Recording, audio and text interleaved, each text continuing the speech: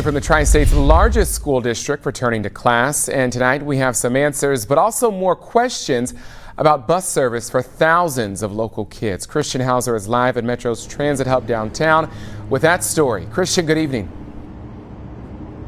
Good evening, Kyle. A SORTA board meeting ended just a few hours ago. During it, concerned Cincinnati public teachers as well as some parents went into detail about why they were worried about the safety of students on those Metro buses. Plus, they also voiced concern for the time it would take some of those kids to get to school. But item by item, SORTA representatives say that these parents and teachers have nothing to worry about. We'll start at City Hall. That's where about 24 teachers and parents rallied to try and get the mayor and city council to put pressure on SORTA to reinstitute the extra routes for Cincinnati Public School students. Crystal Wagner is a teacher at Dater High School. She rode the Metro bus as a child. She's worried about the youngest students. There were instances where I was touched by people on the bus, hair pulled, choked, some serious things that on a regular or the extra Metro could be dealt with because those Metro drivers are used to dealing with students and issues that accompany having students on your bus. After the rally, some of the group took their concerns directly to the SORTA board. They brought up the time it would take students to get to class and what happened if children missed a bus or a transfer. Metro says none of that will be an issue and that service will actually improve under the new plan. So if one bus doesn't show, for example, another one's coming 5 to 7 minutes, or if a student wakes up late and is running late or have to stay after school for a sport or an extracurricular activity, now they'll have another bus they can take to get home versus not having another way to get home after school. Metro leaders also point out that before, some students transferred to multiple buses. Now, no student will transfer more than once. As for safety, Metro says all buses have cameras that stream a live feed. All of our operators are in very close contact with dispatch, so in case of an emergency, they can right away call for help if assistance is needed. Despite the promises, the teachers and parents say they don't believe it will be better service. When someone, doesn't see the problem, you typically have to wait for something bad to happen. And what boggles my mind is that these are not adults. These are children that we have to wait for something bad to happen to when it could be 100% avoidable. And Metro says that the average ride time will drop from 55 minutes down to 45 minutes for most students. Now, one of the unknowns right now is whether or not those extra routes, the school-specific routes, will come back once Metro gets back to full staff. Now, despite being asked several times, no one from SORTA could answer that question. Now, we will be checking in with parents the first few days of class to see if these changes affect students and if there are any issues, and if so, what CPS and Metro plan to do about it. About 1,500 people have been flown out since Saturday. That includes a local man who was working security at the U.S. Embassy in Kabul. Local 12's Morella Porter was at CVG when he landed tonight. Morella, what an emotional situation. Yeah, it really was, Paula. Ray Merkel's crew was one of the last to leave the embassy in Kabul.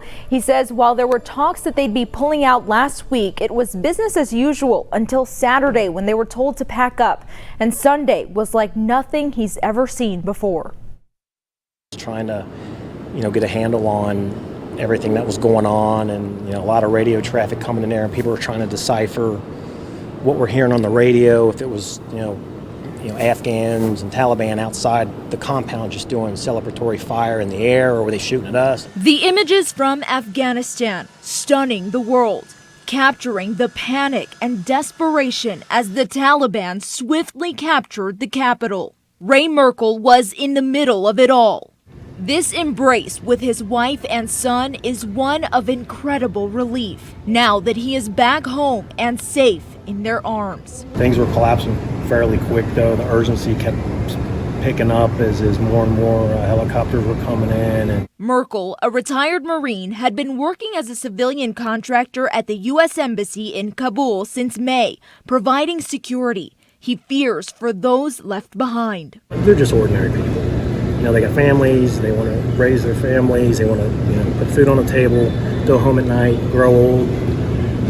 They just are unfortunate that they've lived in a country where all they've known is war and corruption, and they're scared. Merkel, like much of the world, is left wondering what happens now. Dr. Laura Neek is a foreign policy expert at Miami University. She agrees with President Biden's decision to pull troops out of Afghanistan and says only time will tell if the Taliban's rule will mirror what it was 20 years ago. The people on the ground who are afraid have serious and real reasons to be afraid, given what had happened before. The last track record of the Taliban was one of extreme human rights abuses, an extreme version of Sharia law. Merkel says they watch the news often, seeing the Taliban gain more control of the country every day. He didn't realize how bad it had gotten until they had landed in Kuwait. Now to the coronavirus pandemic and the path forward. It looks like that will include booster shots, a third shot for those who've already received 2. But it's not the third shot doctors are most concerned with. Brad Underwood joins us from UC Medical Center with that story. Brad. Well, good evening, Paula. As the talk of booster shots dominate headlines across the country here in the tri-state, doctors and health systems are more concerned with the original task, getting someone that first shot. People with compromised immune systems are already getting a booster shot. As soon as next month, anyone who got the 2-dose Pfizer or Moderna vaccine could start getting the booster too. The expectation is also that we would vaccinate in the same order that we vaccinated last year or earlier this year. Healthcare workers, long-term care, starting at the higher age and working down. The shot would come 8 months after you received your second shot. I actually think the 8 months has more to do with the fact that we are in a major surge of a very transmittable variant right now. Dr. Stephen Fagan says data from Pfizer and Moderna shows protection for a longer period of time, but because cases are rapidly rising, it's likely shorter. That's more of a theoretical concern at this point. The real concern is the patients in our hospital. Both Ohio and Kentucky have more than 3,000 new cases today, the highest since February. The health systems are talking about the surge right now.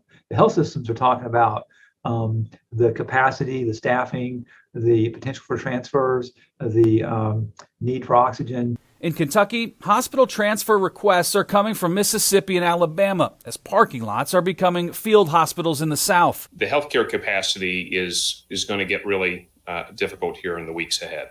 Fighting 2 pandemics, the variant and misinformation, health systems are beginning to scramble again. Those who are spreading false and dangerous information are killing people. I don't know how to say it any more directly. For Dr. Fagans, the message hasn't changed.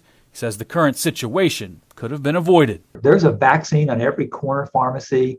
They got plenty of it. Walk in, present your shoulder, and walk out.